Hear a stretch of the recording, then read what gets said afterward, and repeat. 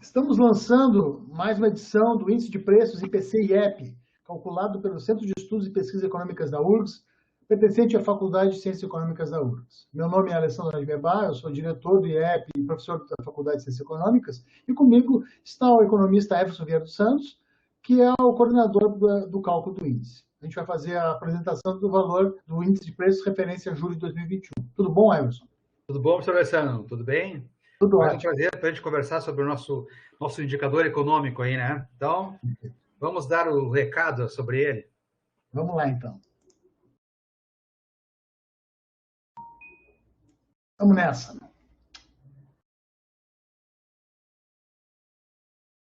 Então, acho que a gente vai começar? Sim, podemos começar. Tá. A ideia é a gente iniciar aí falando sobre o conjunto de fatores, né, que impulsionaram o índice de julho, né? O nosso índice de julho, ele não deu trégua ao bolso do consumidor novamente, né? Depois de ter desacelerado de maio para junho, ele voltou a acelerar em julho, né? Então, quais são os grupos e produtos que mais impactaram nesse resultado? Tá? Antes de começar, vou fazer um comentário em relação ao índice. Aí, nesses últimos meses, né, desse ano aqui, ele tem tido oscilações, um ciclo de avanço, um ciclo de recuo, e avanço e recuo de novo, né? É o que nós podemos olhar nessa primeira linha. Então, ele praticamente de abril, né, ele está com o mesmo patamar de abril, se repetiu em julho. Então, abril ele subiu um pouquinho, junho voltou a cair e retomou uma aceleração em julho, né? Então, esse é o primeiro comentário que a gente tem que fazer em relação ao índice. Ele está num ciclo de pequenos avanços, né, e recuos. No início do ano, janeiro, fevereiro e março, foram mais acentuados esses recuos e esses avanços. E agora eles estão mais suaves. Então, essa é a primeira consideração em relação ao índice. Pois bem, o que acontece com os grandes grupos? A gente está percebendo aqui que de redução, de deflação, somente o outros serviços apareceu com essa tendência, né, que teve uma redução de 0,06%. Né? O resultado de julho foi muito impulsionado pelo resultado dos serviços públicos e utilidades públicas. Né? Eu já vou mostrar aí, vou citar quais são os itens que o compõem que ocasionaram esse impulso no índice. Né? Então, ele saiu de uma taxa aí de 0,82 para 2,92. Então, nesses 3 meses, estamos vendo taxas crescentes nos serviços públicos. Tá? Então, alcançou aí o mais alto valor do índice por grupo no IPC. Tá? Os não alimentares se mantiveram no mesmo patamar de crescimento de junho, né? No mesmo patamar. Né? Então, vamos ver também quais são os conjuntos, né, aí que contribuíram para isso. No alimentação, uma suave queda na variação do grupo alimentação em julho. Era 0,80, 0,68, né? Mas já posso adiantar que da alimentação, um grupo aí que teve uma boa contribuição para essa desaceleração foi o grupo in natura, né? Bom, vamos passar agora para ver os itens que influenciaram o resultado de julho. Tá? Eu quero fazer uma consideração em relação como o grupo Serviços Públicos e Áreas Públicas foi o que mais impactou. Eu vou citar, pode até voltar na tela anterior se quiser, professor Alessandro. Ele impactou em 2,92, o percentual que aumentou. Vou só citar aqui, para a gente ter uma noção, quais são os itens que contribuíram para isso. Tá? A passagem de ônibus do ônibus urbano, ônibus metropolitano, a lotação, a água e a energia elétrica. Né? Então, temos esses 5 itens super importantes, né, que tiveram majoração em julho e impactaram sobre o índice. E esses itens que eu acabei de citar, eles estão entre os 10 mais itens impactantes no índice, né? Para termos uma ideia, o grupo Serviços Públicos e Utilidade Pública respondeu por 42% da inflação de julho. Tá? Então, características aí de produtos inelástico, luz, água, né, são muito importantes no consumo da nossa população. Então, esse é o registro em relação aos serviços públicos, né? Também tem, entre os 10 mais importantes de impactos no índice, a questão da gasolina. Ela ocupou o 5º lugar, né? Ela faz parte dos grupos não alimentares, do subgrupo combustível. Tá? Então, a gasolina também exerceu um impacto aí forte no índice. Mas, basicamente, esses produtos que eu citei até agora respondem por mais de 50% da formação, né, da composição da inflação de julho. Tá? Então, assim, um comentário em relação ao combustível, né? Ele também está tendo, assim, nesses últimos 3 meses, aquela ideia do ciclo. Sobe um pouco, baixa e volta a aumentar. Nesse mês de julho, ele teve um aumento de 2,65, né? E havia crescido 1,83 no mês de junho. Então, teve uma aceleração nesse conjunto aí do subgrupo combustível. Quer passar agora, então, vamos ver um pouco sobre o grupo alimentação, nos seus itens específicos e seus subgrupos. Tá? O que a gente está percebendo aí?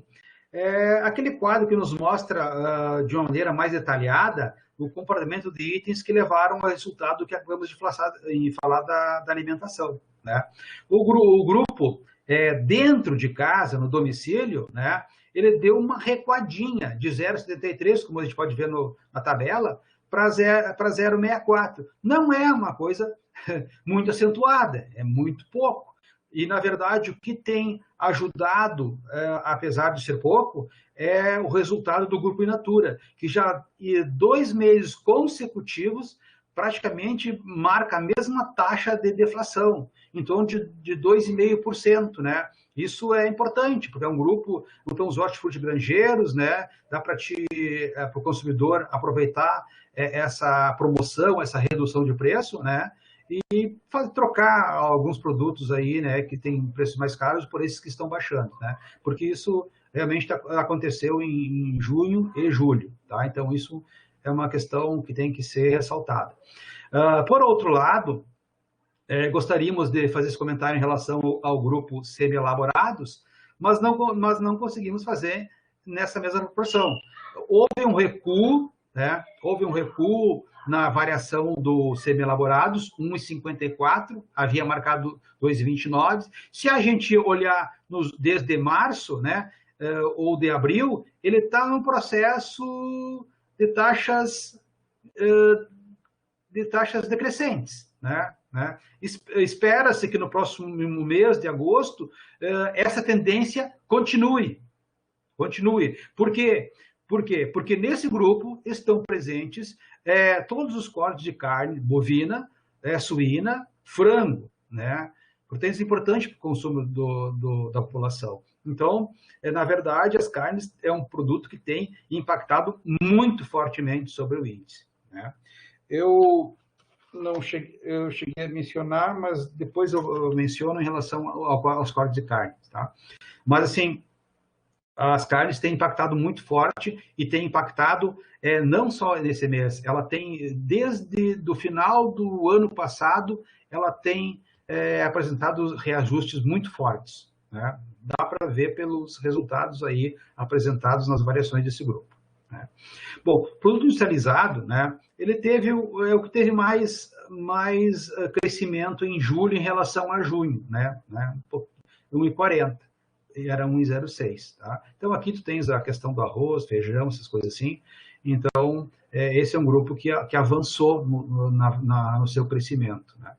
Bom, Dito isso, né, esses são os componentes que a população precisa comprar para se alimentar em casa, né? Então, é importante que isso, né, que está aparecendo no grupo in natura e um pouco no semi-elaborado em relação às taxas decrescentes, se perpetue em agosto, setembro, até o fim de 2021, né? Seria interessante essa visão aí. Fora do domicílio, o pessoal que trabalha aí com restaurantes, lancherias, bares, né, eles estão aumentando, né, os seus preços de maneira assim mais ou menos constante, em torno de 0,90%, 1%, 0,84%, mas tem crescido, mas moderadamente, né? Até porque o movimento ainda não voltou ao normal nas lancherias, restaurantes, etc, etc. Então, esse é o processo lento e gradual de recomposição de custos, né? Bom, em relação a isso, né, vamos passar um destaque aí. Um item importante aí que apareceu é o gás de cozinha, né? É o gás de cozinha. Então, o gás de cozinha aí, ele é o primeiro produto, né? É o que mais impactou no índice, né? E subiu 6%. Nós pelas pesquisas que fizemos semanalmente, acompanhamento de preço, o gás de cozinha está, em alguns lugares, na faixa de R$100, né? O que não está no 100 está muito próximo de R$100. E em alguns lugares já passou de R$100 o botijão de 13 quilos, né? Então, é uma coisa que nos chama muita atenção, né? E tem que ficar atento a isso. E, por outro lado, aí tem o ônibus, né? Que teve aumento, que eu tinha citado antes, de 5,49%. Né? Então, uma repercussão forte para quem depende diariamente de 2, 4 conduções ou até 6 conduções, né, diariamente. Então, isso aí é impacto forte no bolso do consumidor. Seguindo, aí, por outro lado, um alento aí vem desses produtos aí que aparecem, a batata, né, e o arroz. Né? Então, sempre é de bom grado dar uma notícia dessas. Seguindo a nossa análise aí, agora vamos passar ao resultado do índice no ano de 2021. Né? Então, no ano de 2021, nós já temos aí um percentual acumulado, né, diga-se de passagem, que é alto, né?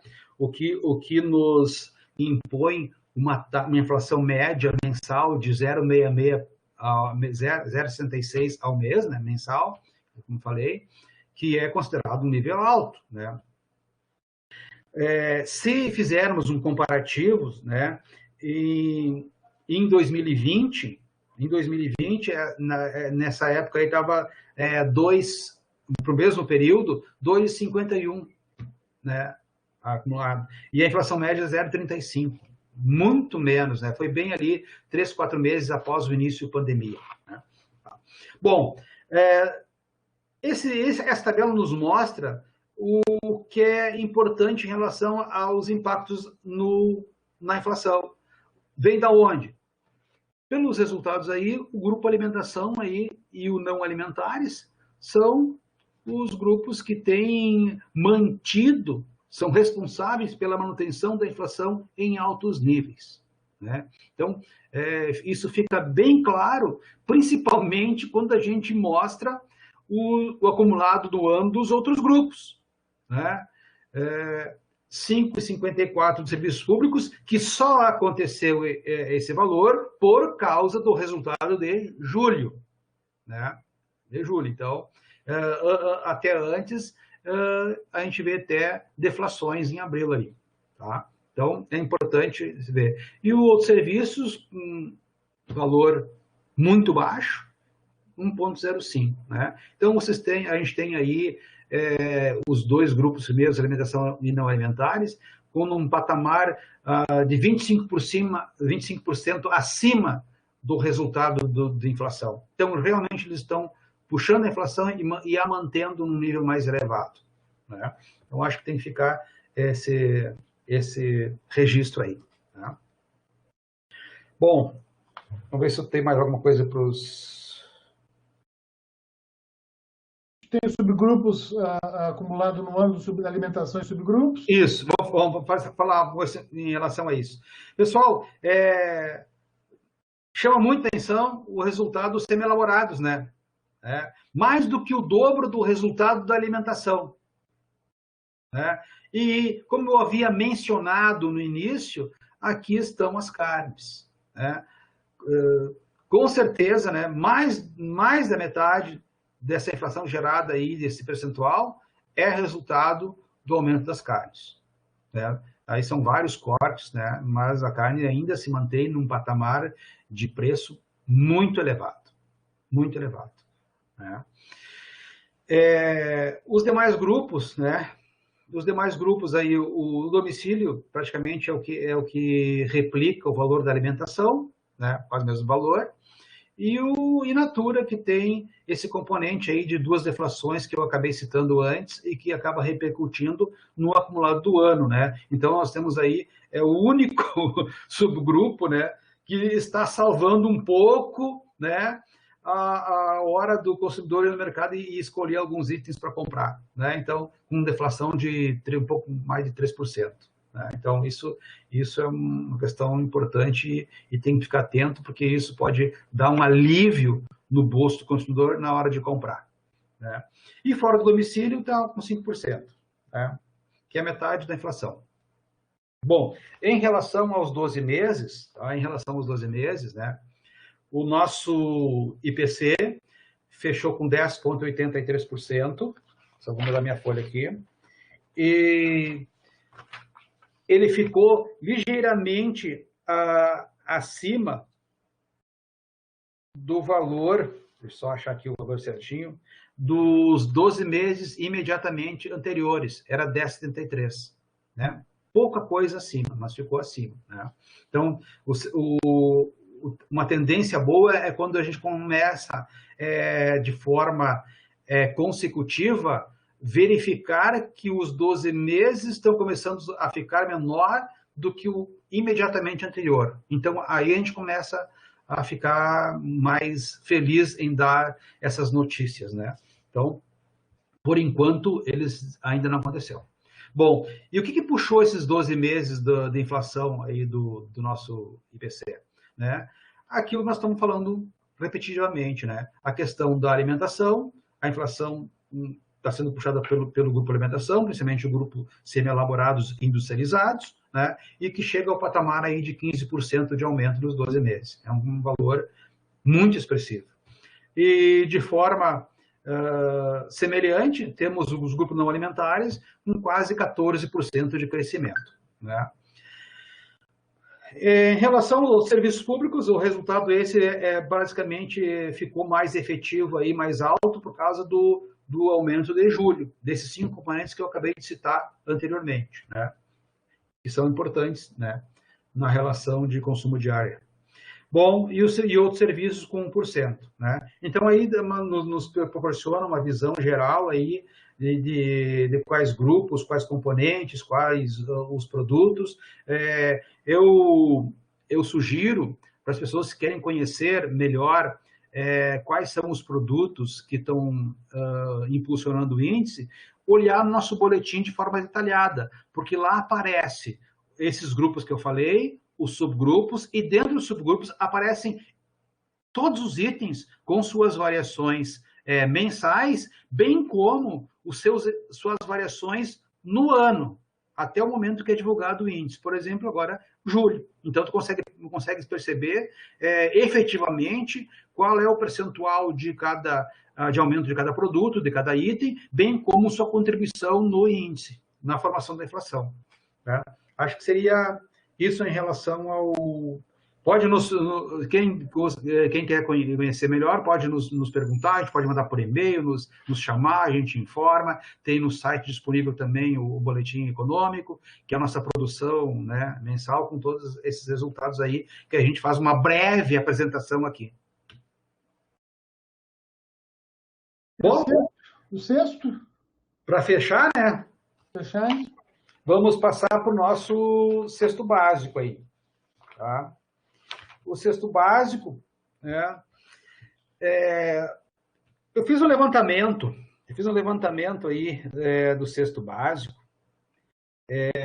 dos últimos meses, só para tentar entender um pouco mais esse resultado de julho, e ele é o menor resultado desde fevereiro.